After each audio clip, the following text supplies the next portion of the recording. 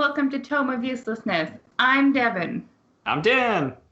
And today we're talking about Christopher Nolan's newest movie, Trolls World Tour. I didn't know you had a hand in that one. Just kidding, it's Tenet. But first, do you like anything? Yeah, it's been a little bit since we recorded here, and I do read a lot of books. Like I read another couple of Horus Heresy ones, but I won't bother really getting into that. But I read one called Dark Money, which was kind of a follow-up to Moneyland. And this one, it turns out I confused the titles of like a reference from Moneyland, but it was basically about how right-wing money has affected American politics at like every level. Oh. Yes, and it was published in 2017. So it was just after Trump, or I think it was published in 2016, but there was like a reissue in 2017 or 18 kind of things because there was like a forward. Anyway, it's horrible, and you can see all of those dots that were connected. All right. It's basically what it boils down to is that all these people, and not just right-wing people, I assume, because you mentioned some people on the left wing do that as well, but it's basically instead of paying taxes, they just set up charity foundations, and then they pay that and then direct where the money goes politically, because if you set up a charity, half of its money can go to political things, like 49% kind of thing. So it's just like and then they hide it behind like layer upon layer upon layer of company, because it's like company one gave money to company two, and then it's like, well, company two used its money for this, but it's not company one's money anymore, right? So it's like, it's terrible. Oh, geez. Yeah, so instead of helping pay for roads and Medicare and help your fellow citizens, they're like, nope, we're paying for specifically something dumb because I don't want to pay more taxes and I want to trick people into believing that pollution is good. Hooray! Yeah, it's quite the downer in our lovely world times at the moment. Huh. And then I read something a little more fun.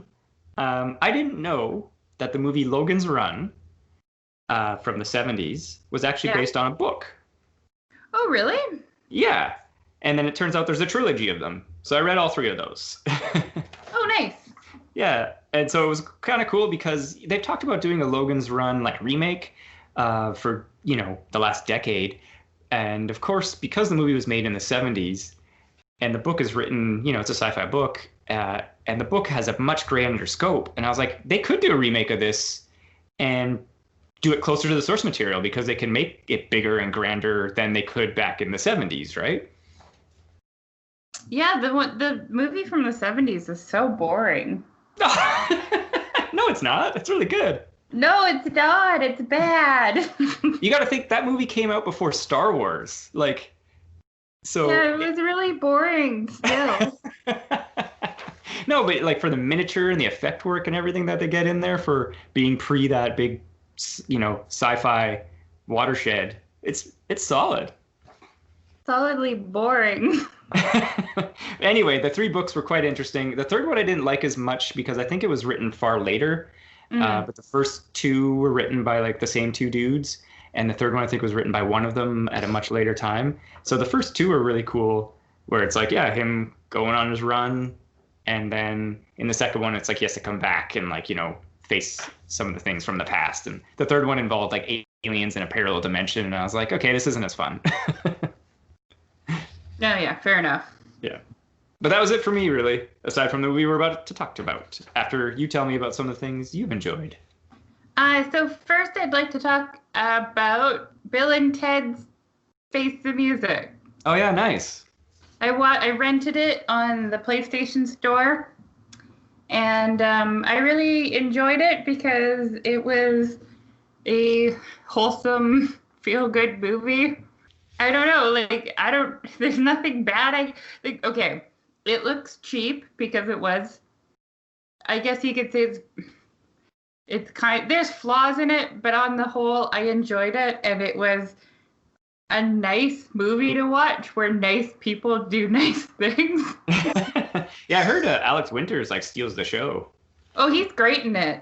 Yeah. And then they have daughters in it, and their daughters are really excellent. And I don't know, it was just really enjoyable. I laughed out loud a lot. I was having a rough week, so it was nice to see something that wasn't totally a downer. Right. So that was the first thing. I recommend it. Cool. The second thing was that on Prime for Canadians, the first 2 seasons of American Horror Story are available now. Oh, nice. Yeah, I'd like to get into that. So I watched them to try to understand the hype. Hmm. I don't know if it's because season 1 and 2 came out 10 years ago now. Yeah. I felt like it was okay, but not as good as everybody talks about it being. Right. And if I recall correctly, it's like every season is just kind of like its own self-contained story. Yeah, that's like an anthology where they reuse actors, and I think some seasons later tie together. So the first season is Murder House, which is about a house where a bunch of murders happened. Sure. The second season is Asylum, which is about an asylum in the 60s. Yeah. Third season is Coven, which is the one I really wanted to watch because it was about witches, but it's not available yet. I think I've heard the second season, Asylum, talked about a bunch. So, but maybe, like you said, that was a while ago. So Asylum, I've been doing some research, and Asylum seems to be on the top of everybody's list for best season. I don't agree. Just based on the 2 seasons I watched, I thought Murder House was a stronger season with a more coherent plot, and Asylum felt super bloated to me, and it didn't really have a lot of creepy aspects. Right. Yeah, I don't know. I'm not totally sold on the show yet, but if season 3 becomes available, I'll probably watch it because I like witches. Nice. No, I was gonna say your comment kind of reminded me. I've been watching The Wire, and I'm almost finished season 4, and it's interesting because a lot of people I haven't been enjoying season 4 as much, and I was talking to my friend who's watching. He's like, "Oh no, a lot of people really like the season," and it's kind of universally agreed that season 2 isn't as good. And I was like, I like season 2 because of some of the differences and stuff like that. I was like, it clearly wasn't as strong as some of the other season 1, but it's I think with again. I know that there's 5 seasons, so it's like if that's what you saw at the time and you're like, that was it. I think I could understand being more angry. So I don't know. It's just like you say, we got different perspectives through time, and it's like like you said, some things maybe back then it could benefit from a little bit of an edit. Because I totally agree about that with The Wire. It's a great show, but it's like, man, it could use an edit. Well, the other thing about American Horror Story is that it was made in a post Game of Thrones world. Right. So I feel like sometimes there's a lot of sexual violence in it. And I feel like they were doing it so that people would talk about the show, because it doesn't always have anything to do with the plot other than it would be a horrifying thing to experience. Right.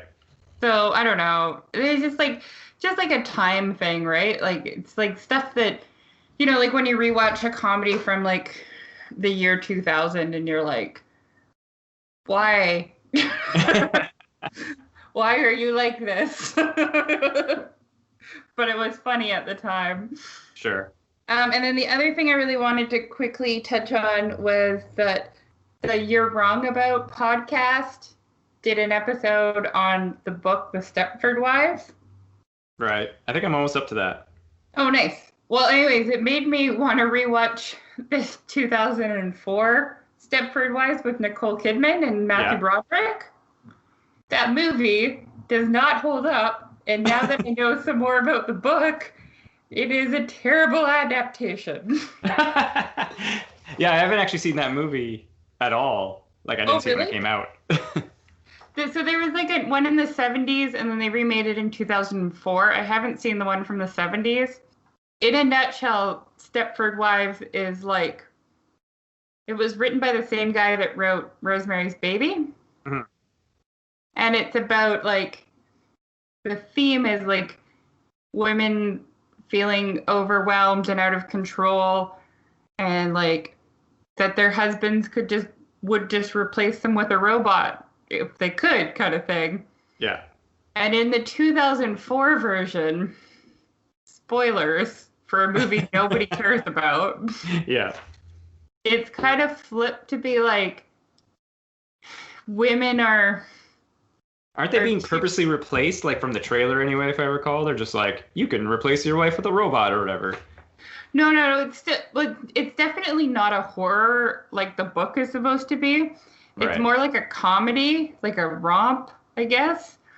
But the thing is, it's not really about like women feeling like they could be replaced with a robot. It's more about like men being upset that women are successful. Oh. Yeah, like it's like the total opposite of. It's like if it reminds me of if an incel read the book and just took the wrong message from it. Not to alienate any of our incel listeners. I'll leave now. But yeah, I don't know. I wouldn't recommend it. The end. Yeah, well, if I recall, it didn't really do well or make a big splash or anything, right? Well, yeah, because on top of like not really understanding what the movie was about, it was also doesn't have very interesting dialogue, and all of the actors seem like they're on Xanax or something. Just what you want in your cast. Yeah, half asleep. Yeah. But I'm ready to talk about Tenet now. Are you? Sure. I mean, and obviously, on the flip side of that, let's talk about some quality stuff here. Obviously, sorry. So right off the bat. Okay. Did you like it? Absolutely. I was blown away by this movie. Okay. So we're going to be on different pages. Sure. That's totally fine. But I was just going to get, we'll quickly, as per I have to, it was written and directed by Christopher Nolan. Mm-hmm. Here was something that was crazy to me was, what do you think the budget was for this movie? Oh, 200 million. Yeah, it's 205 million. Whoa! Yeah. Like I could not believe. Pretty close. Yeah, but I can't believe that Warner Brothers, like, and I assume part of his company as well, Sign Copy, like 205 million for an action movie that's like not an Avengers movie. That's a lot of money. Yeah, but it's Christopher Nolan. Sure, but it also made more sense to me why they were like pushing it to want to wait for a theater release, because it's like that's a lot of money they need to make back. So far, it's made $152 million as of recording in box office, and that's of course because, or it's not even an open in America. It's basically that's all international right now. Oh wow! And it's not even probably fully open internationally as it is, right? Because many theaters, I assume, are doing less shows and etc. Although, when I was looking at the show times, that's basically all the theaters are showing right now is Tenet. Yeah, it's like that, New Mutants, and then like there was one like Unchained or Unbound or something. Unhinged. Unhinged, that's the one, sorry, yeah. With, was it Russell Crowe?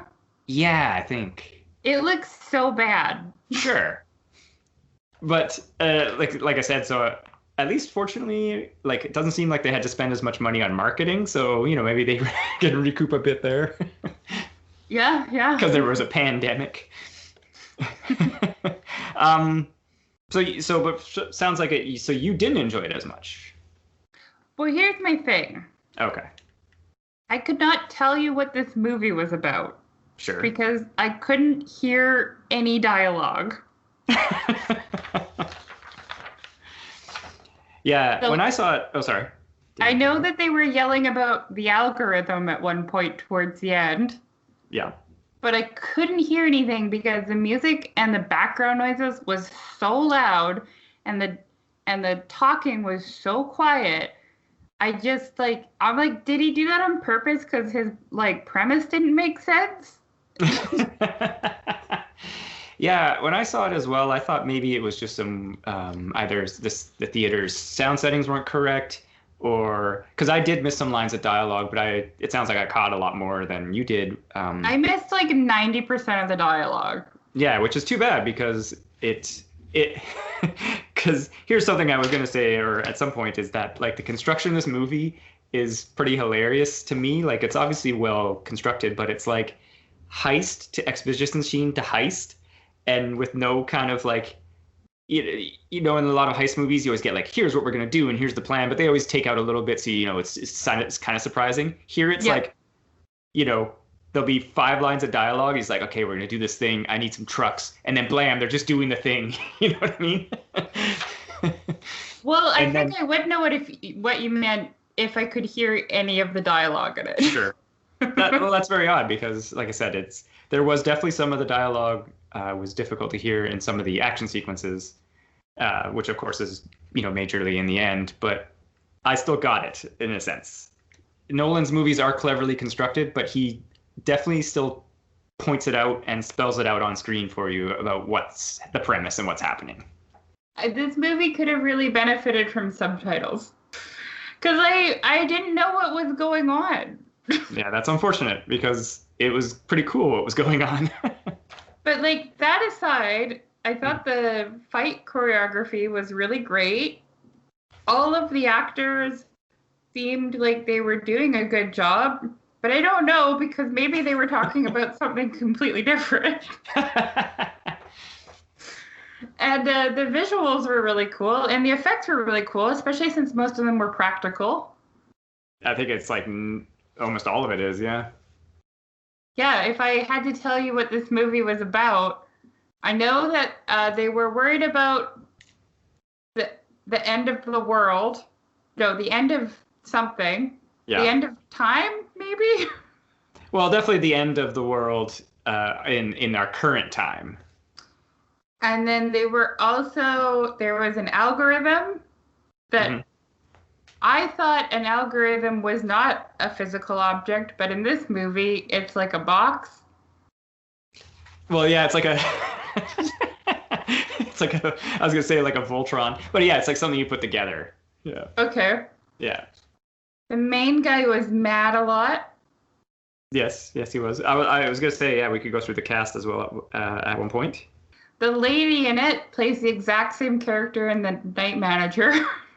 Yeah, which is funny because we were speaking about this before recording that I didn't know that because I haven't seen that movie because I was like, oh, she did a pretty good job and etc. And you're like, it's the same character. So she had practice being this character. So she nailed it.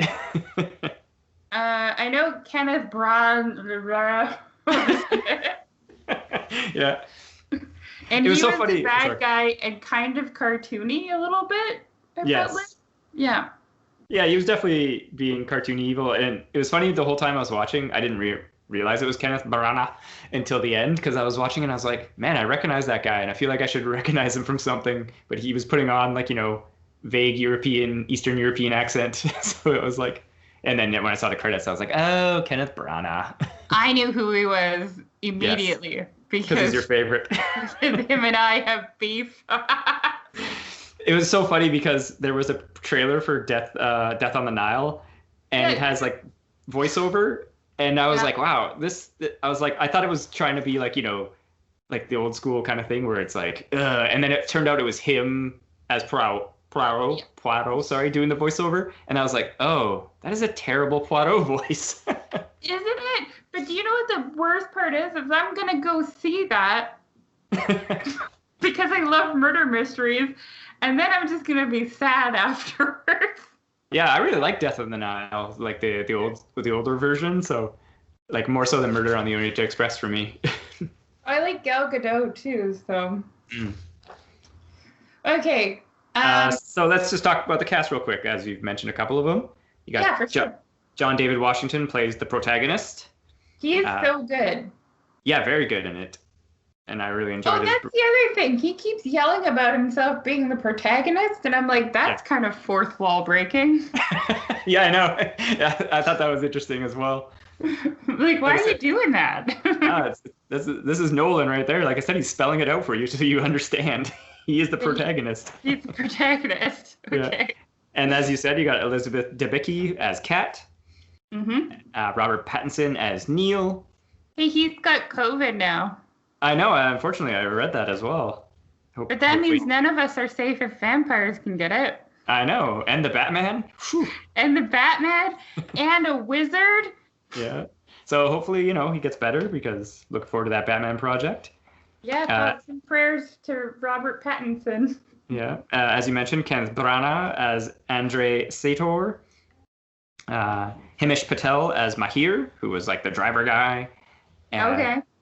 Dimple Kapadia as Priya, who is the arms dealer, the Indian arms dealer that he sees. Right. And then, of course, Michael Caine shows up for one scene because he's Michael Caine. Plays a guy named Michael Crosby. Yeah, I could hear his scene. There you go. There you go. I thought it was very weird and abrupt where he's like, your suit's not good enough. Here's a credit card. And he's like, okay, do you want a tailor? And he's like, no, I know where to buy suits. Yeah. I just felt like it was really out of place and weird. Like, why didn't we get a shot of him buying a suit? And then I'm like, why do I care if he buys a suit? Why was that in there? I think it was just funny. Because, I think I was watching Nolan talk about that in that he was like, to his costume designer, he's like, okay, look, we want him to, because it's a spy movie, right? So he's like, I want my guy to be like James Bond, in the nice suit. And then he's like, then I need you to get him better suits. So he's like, I don't know. It's just a thing, like you said, that they wanted to dress him up in the three-piece when he's out beating some bad guys. That's fair. He did look really good. He did, yes. Yeah, I was unaware of John David Washington. Like he's been in Black Klansman and a couple other things, but I thought he did a really good job. And the physicality of the role and stuff like that, he did like 90% of his own stunts, or almost all of them, from what I understand. So I 100% bought that he could beat people up. Yeah. Like, I bought him as the character. It was great. Yeah. And it was pretty cool watching some of the behind the scenes of them like practicing like that hallway fight and stuff like that to get it right, and just to get it like in reverse correctly as well. Because again, I was watching the behind the scenes, Nolan and them talking about it, that they were like, we want to do it all in camera so that people, because your brain knows if it's been like inverted, maybe not like right away, but then it feels wrong. So they were like doing it all for real and stuff. It was cool. Anyway. That's awesome. Yeah. And just like you said, it like him doing the bungee thing and like running down the building and stuff like that. So cool. Yeah. So Dan, do you want to explain the plot? Because I could try to. Sure. All right. So, well, here's like a tagline thing, like armed with only one word, Tenet, and fighting for the survival of the entire world. A protagonist journeys through a twilight world of international espionage on a mission that will unfold in something beyond real time. Which is pretty close. But it's basically our protagonist. Mm-hmm. He is vague spy operative guy. Like, it's like maybe CIA, maybe not. And then he stumbles upon this thing called called Tenet, or Tenet, sorry. And it turns out that I think this movie is, of course, near future, because someone has invented inversion technology where they can sell arms or do things backwards in time. Which is, they do some science babble and some physics about it and stuff like that. It's obviously visually very cool. Like, even when he's just like shooting at the target, or catching the bullets from the target, it's pretty cool. And then so it turns out our bad guy, Andre Sator, has been in contact with the future, where presumably they sent someone back in time to give him the inversion technology so he could invent it in the current time, so they could send people further back in time to set things up, because the future wants, this is the big reveal at the end, wants to kill the past humanity because we fucked it up global warming style. Which I was like, oh, very nice. And so, yeah, the protagonist kind of spies his way through Kat to get to Andre to figure out how to stop it. And then the algorithm, like you mentioned, was essentially 9 items that were, the algorithm was created in the future, sent to the past as 9 items, and was hidden in essentially nuclear weapons or those kind of like locations. And that's where Andre Sator found the first piece, was in that city. I forget the name, started with like an S or whatever, but a city in Russia, right? Mm-hmm. And so they're going to put it together and then set it off. And when it sets it off, it's going to erase people. It's going to be like it's going to set off like all the nukes around the world kind of thing, and just like world cataclysm type event. Okay. And that's kind of it. And so he, at one point, it's basically because he's going forward through time through it, and he meets things and sees events and stuff like that have been inverted, and then eventually he inverts his time and then becomes that version of himself, which was pretty cool, or sees those events happening in inverted time, like he's causing them, right? Because when when they're on the car chase scene, right? Yeah, the freeway is the biggest example, as well as the scene in Oslo when they're in Freeport, when the door opens up and it's him who comes out of both doors, which I thought it was him and Robert Pattinson. Yeah. So I thought that was kind of cool. And there's a line to explain why that was earlier in the movie, but I didn't catch on to it until later. And I was like, oh, it got me with that one. And so, yeah, basically it's like, I thought it was a really cool premise and really neat. And it's just, of course, I like science fiction and time inversion, stuff like that. So like even just the subtle thing where it's like the red light, blue light, because of course in time, red shifting means things are going away from you, aka time's moving forward, and blue shifting is things are coming towards us really fast, like the speed of light. So it's like going backwards through time. So I just like subtle things like that. That's not really subtle. It's like in your face again. Like I said, Nolan puts it out there. He's just like, this is it. But yeah, so that's what the algorithm was. Like I said, it was invented by a scientist in the future, sent back in time to then have Sator put it together to wipe out humanity in the past, because they wanted to wipe out humanity in the past so that humanity in the future could live on. Was the theory. Okay. Yeah, even like at one point, because I think protagonist is like, won't that kill their future? Like, wouldn't that kill them all? And they're like, well, they're thinking that it won't, and that's why they're gonna do it. And it's like, okay. So it's like the logic is sort of there. You're like, okay, if those guys believe it's gonna work, they're gonna try it. But yeah, I kind of have like a scene breakdown of stuff we could talk about like that, or I don't know how you kind of want to meander through our plot here. Can I ask some questions? Sure.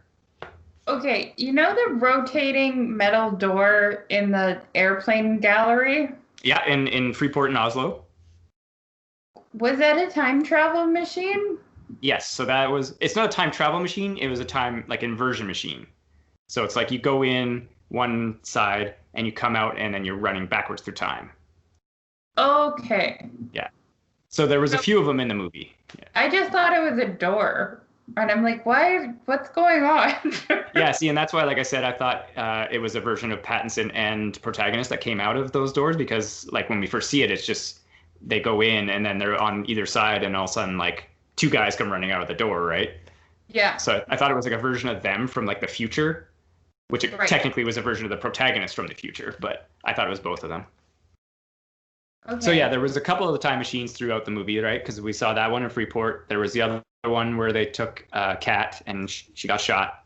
And then there was the one in the Russian city as well. And who put them there? Like I said, I assume they were built by Sator using technology like that he was given from the future, or like the know-how from the future. And other than using it for blackmail against his wife, did that the fraudulent picture mean anything? No, I think it was just a blackmail thing against his wife. Oh, okay. Yeah, because like you say, the protagonist is trying to use it as like his in, to like and get her out, and then because he can send messages through time, he's just like, oh yeah, it takes it, and so he's still got his stranglehold on his wife. But isn't that door really big? Like, how would they get it into the airport? Well, like they built it in there, right? Oh. Yeah, like they brought in all the parts, and because that's what he was saying when he I don't know what anybody said in the movie. Sure. He's talking to Neil, to Pattinson, and then they're looking at the blueprint of Freeport, and he's like, there's this big chamber in the middle, and he's like, I can't figure out what's in there because there's nothing marked, and it doesn't make any sense. Like, what would that even be? So I assume it's like, because he owns Freeport, that they built it in that facility, piece by piece kind of thing. Gotcha. Yeah. Yeah, like it doesn't seem like in some movies where it's like the time travel device is like in the same spot in different times, because it's inversion, not time travel. Right. Sorry, I interrupted your question. Oh, my last question was, So at the end of the movie, is the protagonist, is he just jumping around time now, or is he going through time backwards? Yes. It's assumed that he inverts himself because, like, we see him protect Kat Yeah. and probably baby Neil at the school, and it's presumed like he tells Neil, or Neil tells him that you recruited me. So it's like he's going back in time and setting up like that Tenet's the thing and etc. So he can then start the time loop almost in a sense. Like when Neil first, or we first meet Neil with the protagonist, like you said, he's known him for a long time Mm-hmm. at that point already. So it's like he has to be, he probably tells him at one point, you know, he's like, hey, I'm going to come to you one day, not know who you are, and you just got to roll with it kind of thing. All right. All right. So yeah, it's like presumed to be like, because he has control of or yeah, he knows about the time inversion that, like you said, he's setting things up and traveling backwards because him and Neil also are seen. jumping around though, because he was helping Kat out. Yes, and he was also seen in the beginning opening scene as well. Him and Neil are there, right? What? Yeah, you know, in the opening siege in the opera house, Uh-huh. how like these two randos show up and then there's a bunch of shooting and stuff like that. It's like that's him and Neil. Oh. Yeah, like that are basically like from the future that have come to the past, essentially. Good to know. Yeah. It's pretty cool, like when you think back on it and stuff like that. Like even the scene where he's being tortured by that guy and the trains are going by, and then the guy's like, oh look, the clock's not at 7, it's running backwards and stuff like that. And it's like that's literally telling you how the movie's gonna work. Nice. Nice. Yeah. You know, one of my favorite scenes in the whole movie was when he was in that weird windmill. Right, after he kind of wakes up from his fake death. Yeah, I don't know why he was there, but I enjoyed it. Yeah, it was cool. Well, it was just so he could like infiltrate with those worker guys or whatever, right? I don't know why he was infiltrating the worker guys either. Well, it's just so like he could just disembark, you know, with a crew of people and not be noticed. That's what I assumed was going on there. But couldn't he just get off the boat with his friend? No, because then they're onto him. You know, everyone's always watching everybody. Who's onto him? Sator, he's got the connects. Okay. Yeah. Okay, let's talk about your scenes. Well, sure. Just like I said the earlier, that I thought it was funny just how the movie was just like heist to heist to heist, like the Freeport break-in that we're going to talk about. Like that could be the climax of a movie, essentially, right? Oh, and totally. This was like at the maybe a third mark that they're doing this crazy thing. But like we were saying previously, the opening siege at the opera, I thought was such a strong opening. I really enjoyed it. Like I was immediately kind of like, what's going on? And why are these separate guys breaking into this thing? What is like, I was in immediately, essentially. It was a really cool scene, although I felt really bad for the musicians because they just wanted to play their thing. Yeah, you're like, man, they're just trying to get out of COVID lockdown and play a show. Yeah! If these jackasses with guns, they stomped on that girl's cello. Yeah. But yeah, I really enjoyed that opening and just like how that was kind of playing out. And it was kind of interesting that he gets captured, like him and his buddy essentially, and then like tortured. And I was like, whoa, that's not really, you know, your super spy. He doesn't really get tortured. Your protagonist takes a cyanide pill in the first 15 minutes of the movie. Yeah, exactly. He tries to kill himself right away.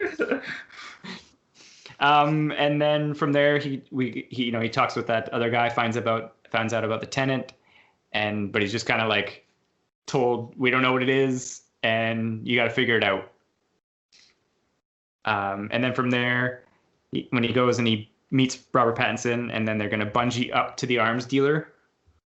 Yeah. That was kind of an interesting, you know, idea and take, because that's very like Mission Impossible, where they're like, we're going to do some flying thing or whatever.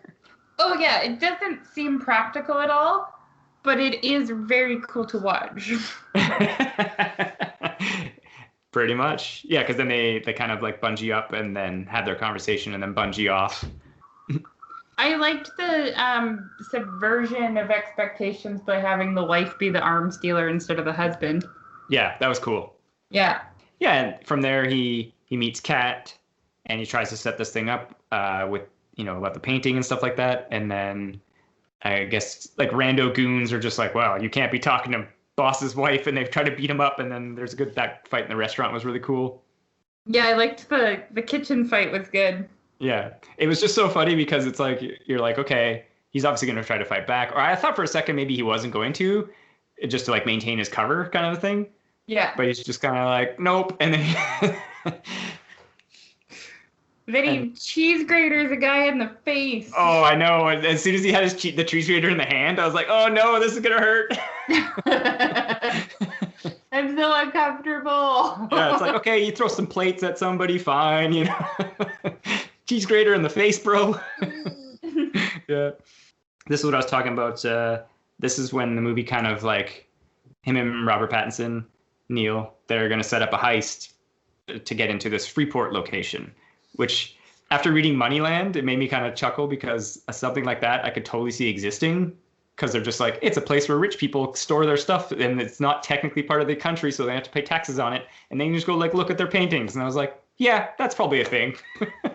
Yeah, I was wondering if that was a thing, if that was a real thing, and I felt like, yeah, probably. Yeah, no, exactly. I was like, yeah, that's probably a thing.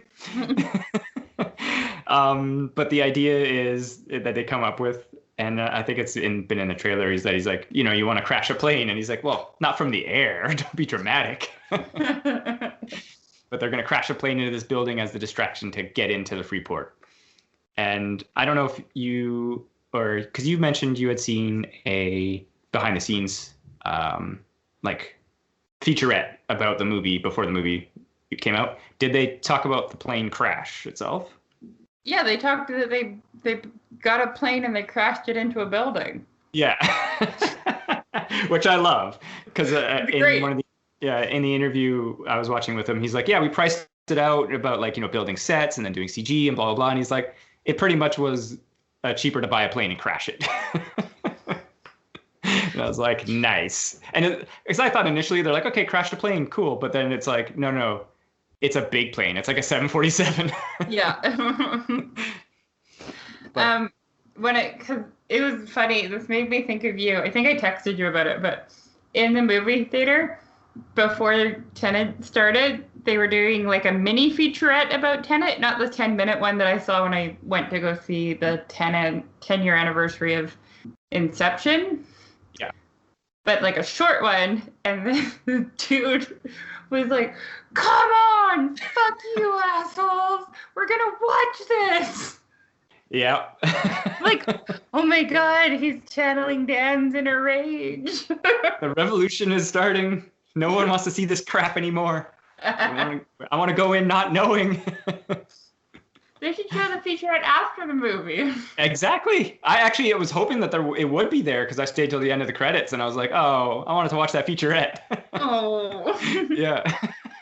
Because like this scene, like I said, could be a climax in a movie, because they got guys infiltrating the plane. They're spilling gold on the runway. They crash the plane into the building. There's, fire trucks, flames everywhere. And they're doing that while posing as like, people who want to set up accounts there. And then there's like a xenon fire suppression system that floods the chambers with gas. Mm-hmm. And so they have to like hold their breath and like go from room to room, try to like lockpick their way through.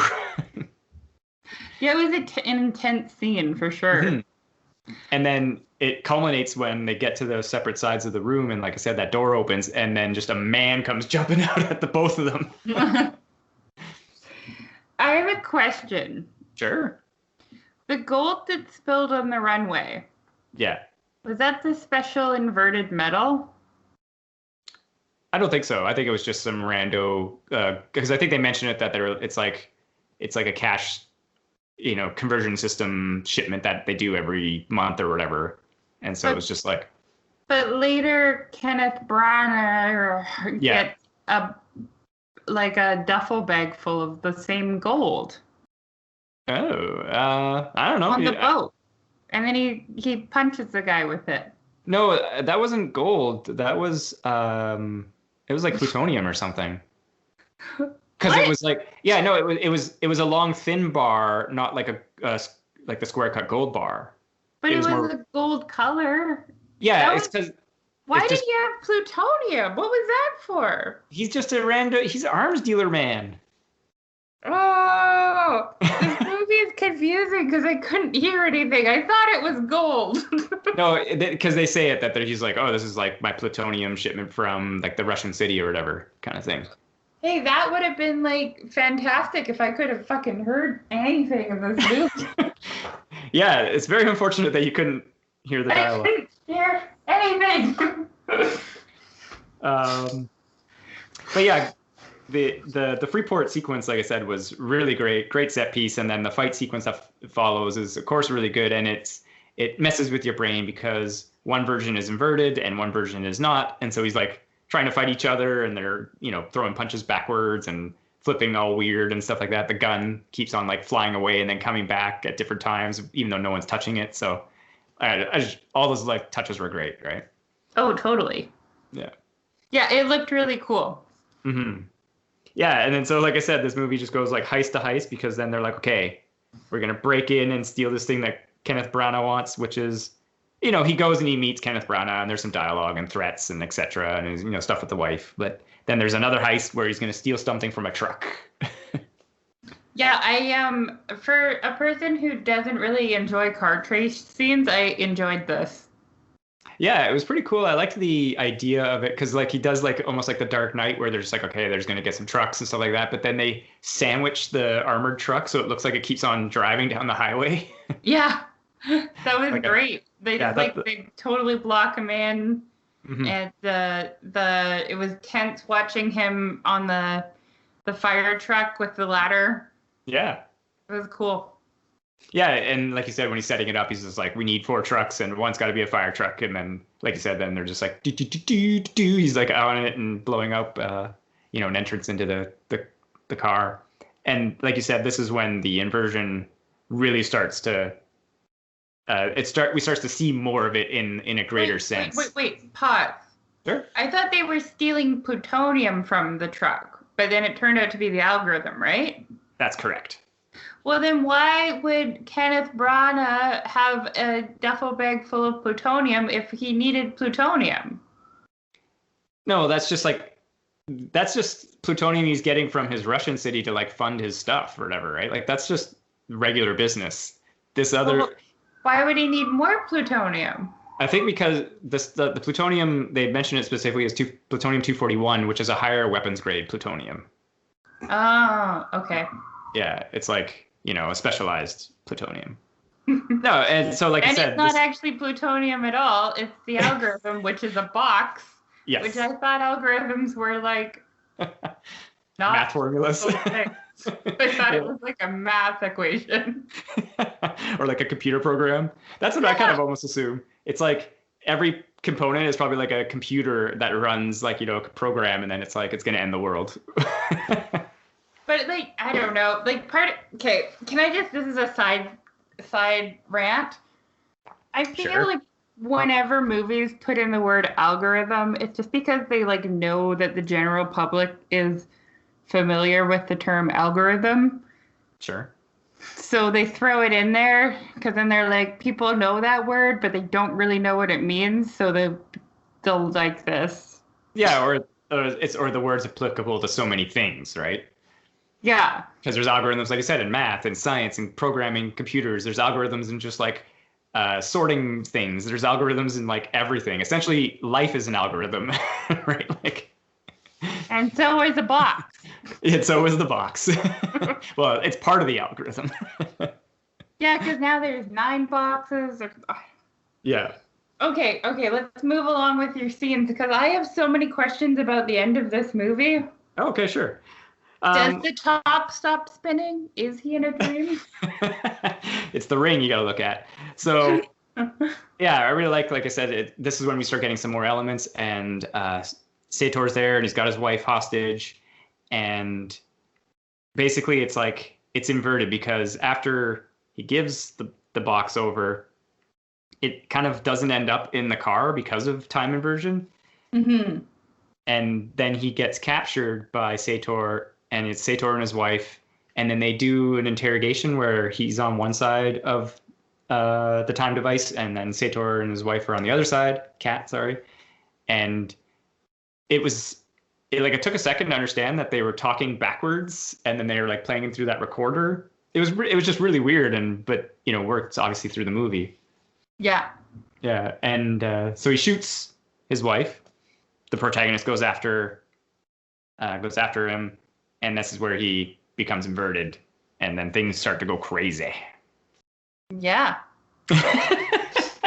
Sorry, well, I guess it's just me talking here about this. So basically, because they're like, okay, look, Cat's gonna die, and he's like, I gotta go after them, and we gotta figure this out. And just when he first steps outside, and I assume this is how it was done, because they talk about how they were filming things on the IMAX cameras in reverse, because like all the smoke's running backwards, and like the water. Oh yeah, and the seagulls are flying backwards. Yeah, and like the water that he steps in, it's like inverted from when him stepping in the puddle and stuff like that. So really, it was cool, because then when he gets in the car to start to drive, and he's all wonky, and then it makes sense when earlier in the scene we saw that car going in reverse, because it was more controllable essentially, and he's like like almost crashing into everything on the way until he does crash and like flips over and gets burned / hypothermia in the fire, which was pretty cool.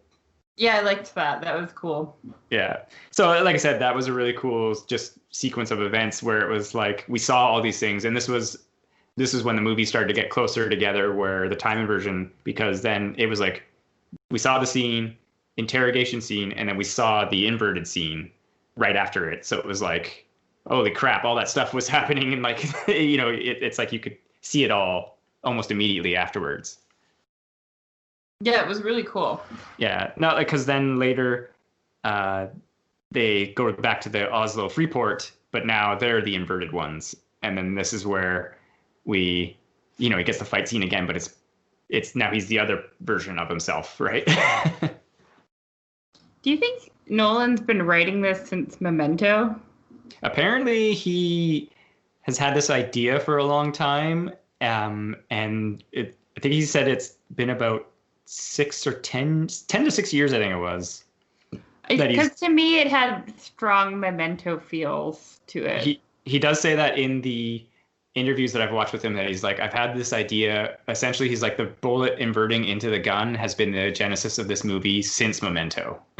Oh, cool. Yeah, he's just like, that idea has stuck in my brain essentially since then, and he's just like, I would play around with it, not be able to do it, and then put it away, and then make the Dark Knight trilogy, and then make Dunkirk, and then now he made this, right? So like you said, he even admits that he's like, every movie I've made is essentially in this movie, like techniques and ideas and etc. So well, that's cool. Yeah, and then so the Oslo reverse was really cool, just because again they're running into the plane crash sequence, but it's like from a different viewpoint this time, and again the water's all running backwards and things are just all going weird, and it's visually very cool to be, I'm going to say this weirdly, but it's like moving forward through time and everything else is moving backwards in time. Yeah, it's really cool. Yeah, it's just a neat experience. You don't see a lot. Yeah, you get the finale here, which is the city assault / the wife revenge. Okay, so all right, let's get to it. I have questions. Sure, especially if you couldn't hear the dialogue. Yes. So, my understanding is that the last vacation they went on, she was really making an effort to pretend to love him so that he would let her go with her kid. Yes. Okay. Or at least live a better life with her kid in some way. Yeah. Yeah. So he decided that's when the world was going to end. Yes. Because it was a happy memory. Well, yeah, like his future self was going to go back to there to kill himself then. Okay, so that was his future self that was on the boat? Well, yeah, like she's talking with. You know what I mean? Because basically there is two versions of him and two versions of his wife. And the version I know there's two versions of her. I didn't know there were Yes. two versions of him. Yeah, there is two versions of him, because there's basically they talk about it, or There's basically either a line of dialogue that you couldn't hear, but it's basically like he's gone on a business thing as well at the same time that she's like her and her kid are on the island to go visit like a tourist thing. So there's two versions of each of them. So why didn't he know something was up? Well, she was trying to choose. There was dialogue about her. Like, she's like, oh, I came back and I felt bad about the argument they had about him trying to let her go, like with that deal and stuff like that. So, she was just playing it off. And then he was probably thinking about a million other things, like, hey, I'm going to kill myself and the world here. So he wasn't really on his A game. He's a smart guy because he invented inversion, but he didn't. I don't know. I didn't buy that he wouldn't know that she was a future wife. Yeah, I was kind of thinking, I thought he knew, and that was like a tension building element for me, essentially. Okay. He either knows or suspects, and like, how is he going to play it? Because he had some weird dialogue back and forth with her too. So I was kind of like, like I said, it was, for me, that was like a tension building element. But I was like, it seems like he knows, but does he fully know, or does he realize what's going on? Because he thought she was dead, right? Yeah. So, so then he was just happy to see an alive version of her. Yeah. He was just kind of like, oh, this is my past wife who still, is trying to make her effort. And so I'm still having a good time with this, even though, like, again, I'm going to end the world. So, like, like I said, I think he was just rolling with it. And maybe he was starting to suspect, but then she shoots him. So she kills his future self. Yes. And his past self survived. And that's why he still was. That's why he was still able to do it all and stuff like that. Like, it's like a full loop. Yeah. Okay. So now that that's cleared up. And then like after she shoots him and then she like dumps him off the boat. It's so good. So good. You don't really see that a lot in movies or whatever, right? Where it's just like, whoosh, and I was just like, nice. And she prepared it all. She had the floor slippery. She had undone the. Yeah, no, I loved it. I was like, well done. Yeah, totally. And like I said, like my note here was like for that was like that. I thought that sequence was well paced, intercut with the city assault, and her performance was really good and grew on me, I think, as the movie went on and through that scene, which I think was on purpose, of course. And that's, like I said, it was more tension that she was like trying not to crack under, like, I have to shoot this man and I have to do it now, right, kind of thing. Yeah. So anyway, so yeah, like I said, I like that ending altercation. It was kind of a neat addition to just like an action climax. Oh, totally. Mm-hmm. Okay. Mm-hmm. So. To the action climax. To the action climax. This was very cool to watch. I had no idea what was going on, so some of the tension wasn't there for me. Sure. I know there was a team going forward and a team going inverted. Yeah. And I know but only because he said it in a line of dialogue, that Robert Pattinson was on the inverted team and then switched to the forward team. Yes. But only know that because he said it outright. I switched. I know that there was an underground thing and they had to get the algorithm, but I don't know why. And I don't know why the bald bad guy was going to throw it in a water heater tank or something. Yeah, he was just trying to drop it into a pit so it couldn't be accessed, essentially. But don't they want it to do something? Yeah, I think it didn't matter if it was like deep in a pit, it would still do its thing. They were just trying to prevent anyone from getting at it.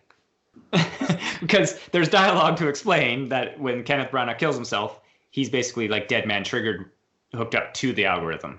And so when he dies, it's going to go off. So the bald bad guy, like I said, is trying to drop it in a pit so that protagonist and Neil and the whole crew can't get at it. Because then it's like, then it doesn't matter. Even if they do their assault and they win, it's deep in a pit and they'll never get there in time.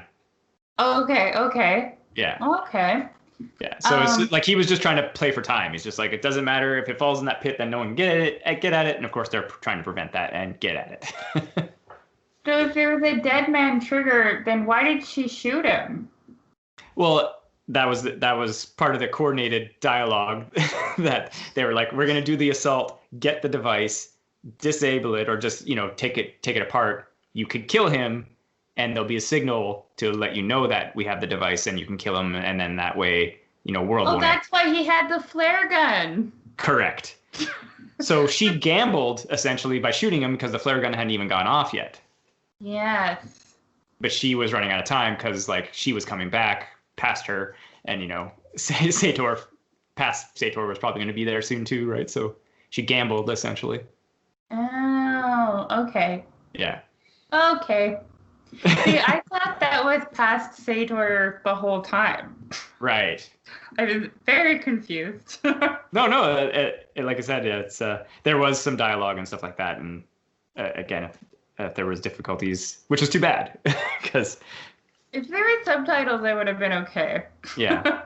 Well, and that's what made it really interesting when they were planning the city assault, because they're like, okay, one team's going to be inverted, our team, red team, we're going to be, future time, and we're all going to be doing the assault at the same time. But he's like, but we learned from the past team that this is here, that this is here, this is here, kind of thing. So it's like they're using, past knowledge they technically haven't gotten, but they did because they sent a team to the past, right? Sure. Well, and I really liked it because even when they're landing the helicopters in, because we're following the protagonist's POV, they're landing in and those explosions are happening and the blue team is extracting at the same time that they're landing to assault.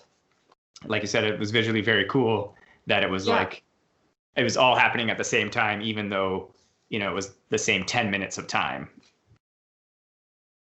Okay, here's my next question. Sure. So after they get the algorithm, yeah, that's how Robert Pattinson dies, because he had the charm on his backpack. Correct. Okay, but Beardy McBearderson, yeah, Ives guy, what's his name? Ives. Ives. Yes. Why do they have a little conversation about how they have to kill each other? No, so what he was saying is like, we're going to dismantle the algorithm and then scatter to the whatever parts of the planet you want and never find each other again. But if you pop up, I'm going to hunt you down and kill you or whatever. Basically, they're like, if you're doing something weird, that's no go. Oh, why? I think because so that the secret of the algorithm would die with them. Oh, okay. Yeah. That makes sense. Yeah, it was just a simple thing that it's just like, hey, don't do anything to make waves so no one ever knows you have this thing. And then when you die, it's over. Okay. Yeah. But I still think it's dumb that the algorithm is a box.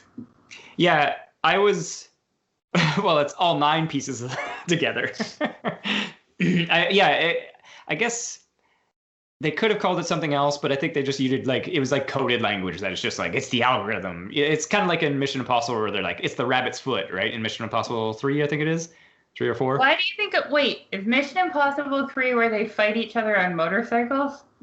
No, that's 2. Oh, I haven't seen past 2. Oh, okay. Well, you should. They're pretty good. I've heard really good things about the last one. Yeah, Fallout was really good. But my point is that it's just like it's an unnamed piece of technology and they just call it something like the rabbit's foot or the algorithm, and you're like, okay, it's just a doomsday device, right? I don't know. I wish they would have called it something other than the algorithm. Yeah. Well, I kind of chalk it up to, again, that it's like, we at this near future time just don't have a name for it. So they're just like, it's the algorithm, right? Yeah, but it just makes me think of why my videos don't get viewed on TikTok. The algorithm. Yeah. It's that stupid box. It's 9 boxes into one to form Voltron algorithm. No. Yeah. I have to collect all 9 boxes and then I can become TikTok famous. Exactly.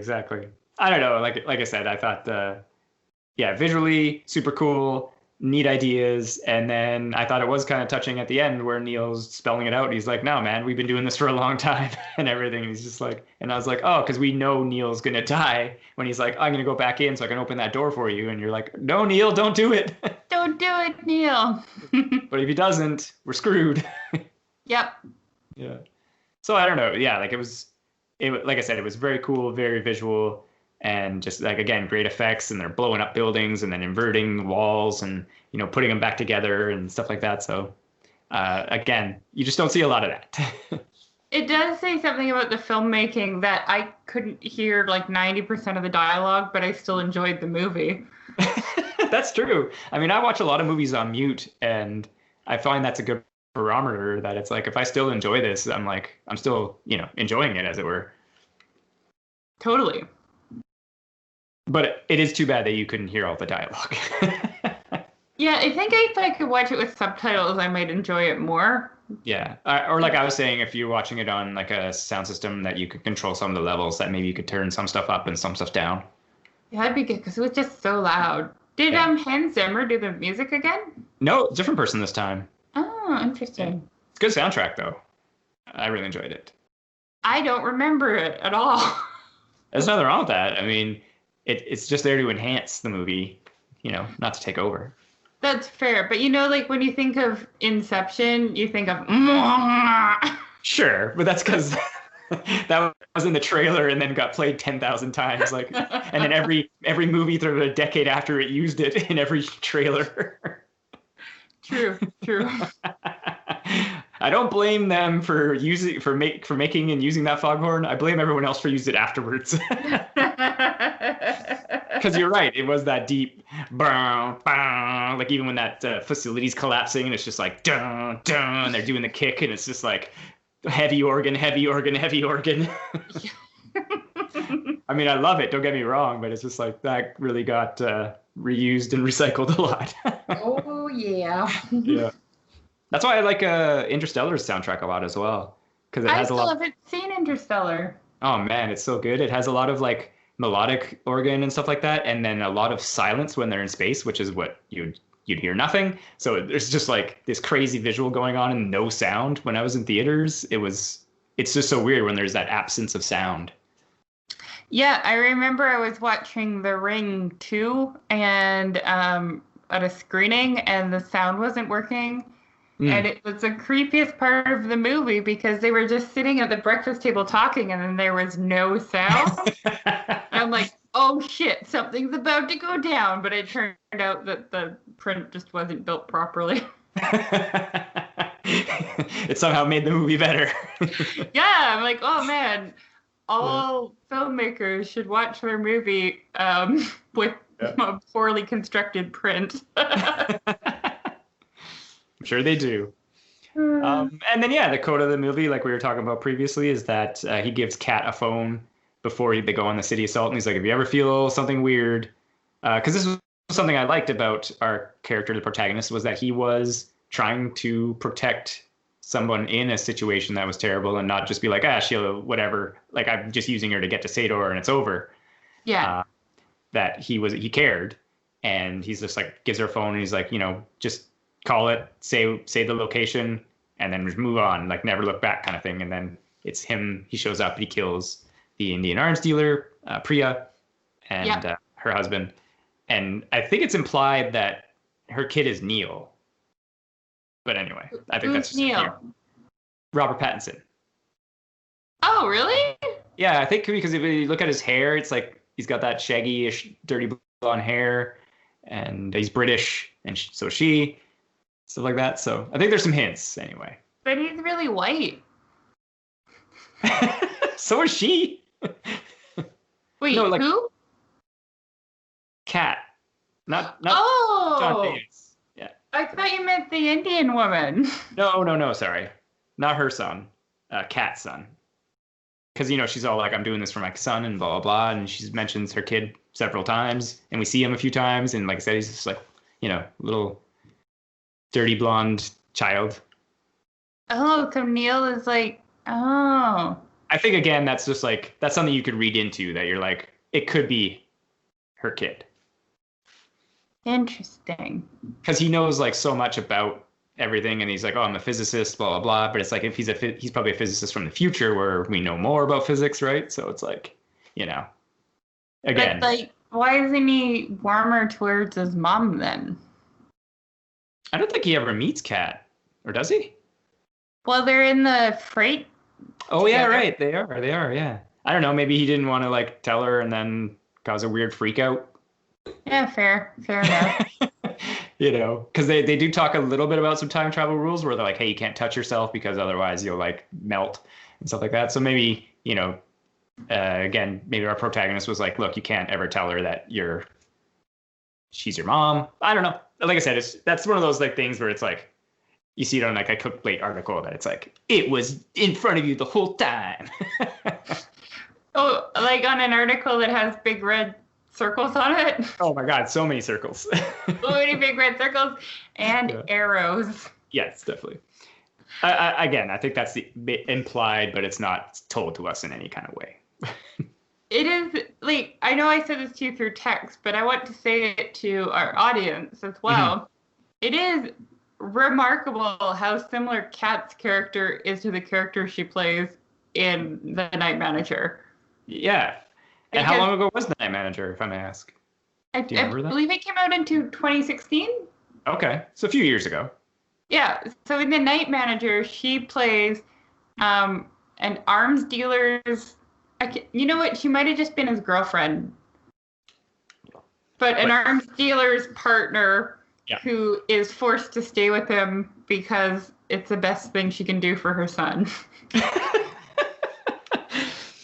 But is that movie about like her trying to get away through her means and like not international spy kind of methods? No, it's a series, not a movie. Oh, okay, sorry. For starters. And not to spoil too much, but Tom Hiddleston is a babe, and he basically... I want to say like MI5 or something like that hires him to basically be a mole. Oh, okay. Because he has like revenge on the mind for reasons. It's a very good show. I highly recommend watching it. But you know who plays the arms dealer is House. Oh, really? Yeah, Hugh Laurie. Yeah. And so yeah, like they kind of stage a few things to make Hugh Laurie trust Tom Hiddleston, and then he moves in as like a gangster guy, and ends up having a romance with the dude's wife and helps her escape. Huh.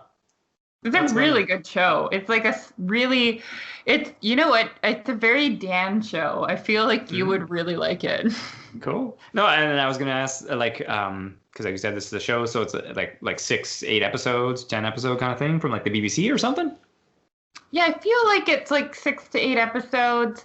It is very intense. There were parts where I had to like pause it and leave the room because it was too intense for me. Oh, wow, cool.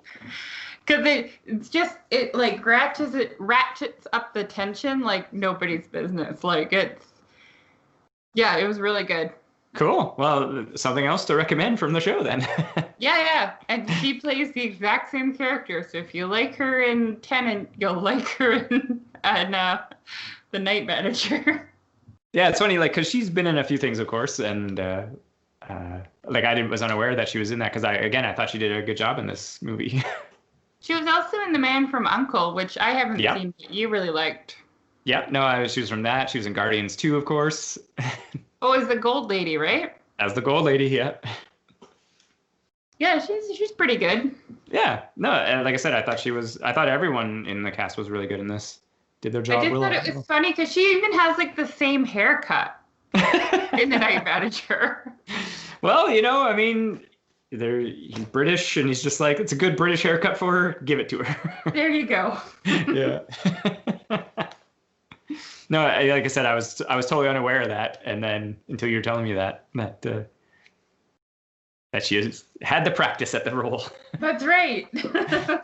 Nolan's like, you'll be perfect because you've already done it. Yeah. Such a weird thing to get typecast as. Well, it can happen where it's just play similar roles. I mean, it's cool because then if like in the future she ends up playing something where like it's a similar kind of role, but then it turns out she's the arms dealer. Yeah. So maybe she's setting herself up for that. She just has to play the unwilling partner of an arms dealer who's trapped in the relationship because of a child like 4 or 5 more times. Yeah. Well, in The Man from U.N.C.L.E., she and her partner, like, they're the arms dealers actually in that movie. Oh, nice. Yeah. So she was like, oh, I want to do something different than being arms dealer. This time I'll be the victim of an arms dealer. Perfect. Yeah. Yeah, I don't know. I mean, I didn't want to break it down too much, but like I said, City Assault was super sweet. I don't really have anything else to say about the movie without, getting into more nitty gritty. Do you have anything else you want to say? Or questions? Comments? No, I mean, I would recommend the movie, but I don't know. For me, the sound mixing, like, it was enjoyable. I liked it.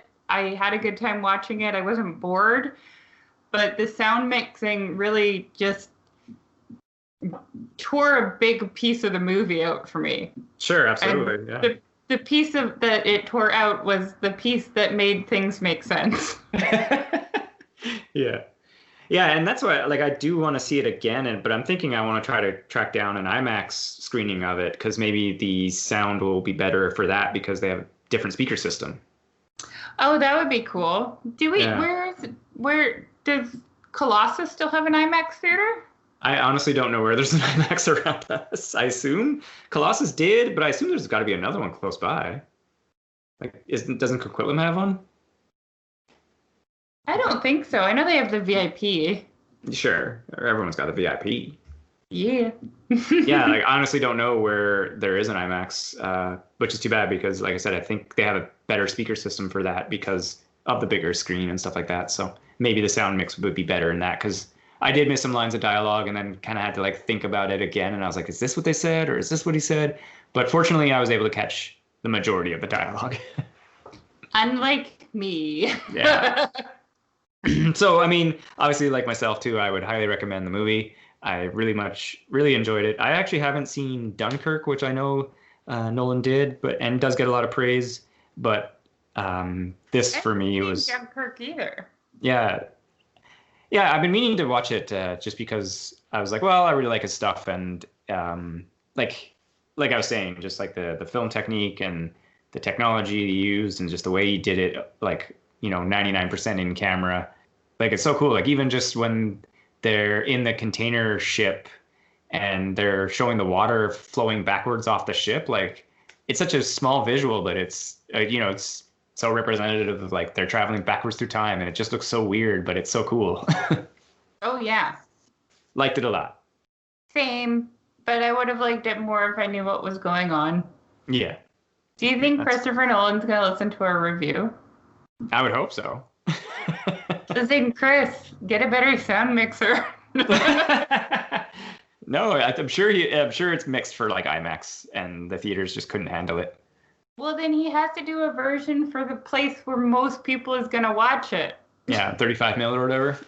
Yeah. Or I guess it's all digital now. What am I even saying? That's probably what it was. It was because probably it was mixed from 70 millimeter to digital, and then they screwed it up. Yeah, well, they need to do a better job. Yeah, when they spent $205 million. I couldn't hear anything.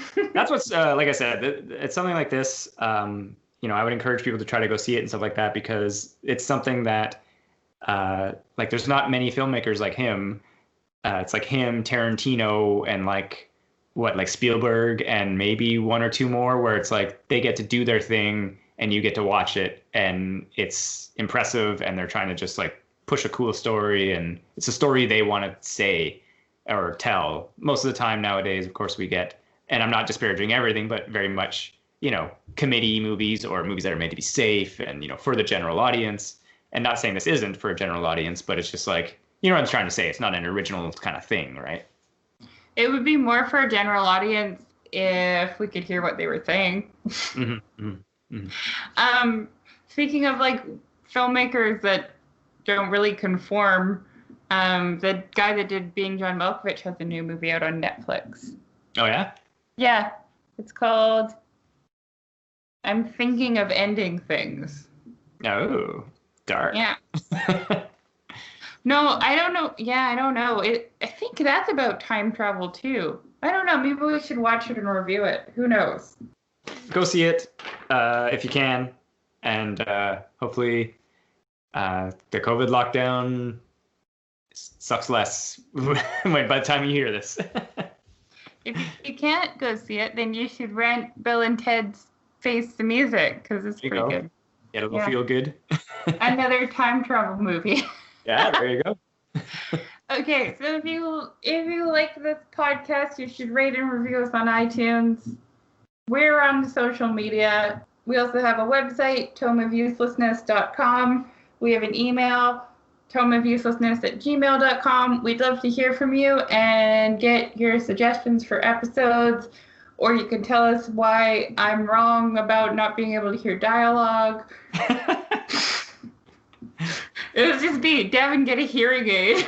Yeah. And is that it? Is there anything else? Did I forget something? No, as always, thanks for listening and stay safe. Yeah. And goodbye. Blah, blah.